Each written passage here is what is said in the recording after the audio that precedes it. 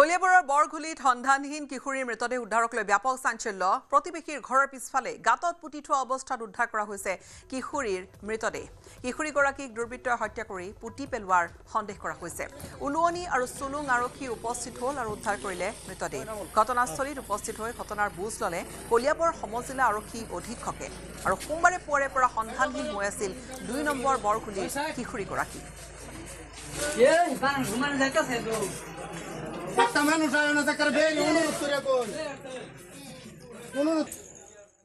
আপোনাৰ ৰাতিপুৱা 11মান বজাত আপোনাৰ সৰু বাচ্চা ছোৱালী এজনী স্কুলীয়া ছোৱালী 6-7 বছৰমান বয়স হ'ব ঘৰৰ পৰা নিৰুদ্ধ হৈছে মা দেউতাকৰ পৰা আৰম্ভ কৰি ঘৰৰ সকলো মানুহে সমাজৰ মানুহে বহুত বিচাৰ খোচাৰ কৰিলে পাছত উপায়বিহীন হৈ পেলাই আপোনাৰ সন্ধিয়া হৈ চুলুং আৰক্ষী চকীত এখন জাননী প্ৰেৰণ কৰিছে যে ছোৱালীজনীক বিচাৰি পোৱা নাই পাছত জাননী প্ৰেৰণ কৰাৰ অলপমান পাছতে মানে তেখেতসকলৰ নিজৰ ঘৰতে জেঠায়েকৰ ঘৰত আপোনাৰ যি পানীৰ টেংকি আছে এই জাবৰ জোঁথৰ পেলাই থোৱা টেংকিৰ কাষতে পুতি থৈ দিছে বাচ্চাটো তাতে মানে কোৰ আছিলে কোৰ মানে দেখা পাই তাত মানুহ গৈছে গৈ পেলাই তাৰ পৰাই মানে ছোৱালীজনীক উদ্ধাৰ কৰিছে আৰু যোনটো জেগাত নেকি আপোনাৰ উদ্ধাৰ হৈছে সেইটো জেগাত অলৰেডি আগতো 2-3বাৰ গৈছে বিচাৰিছে কিন্তু পোৱা নাছিল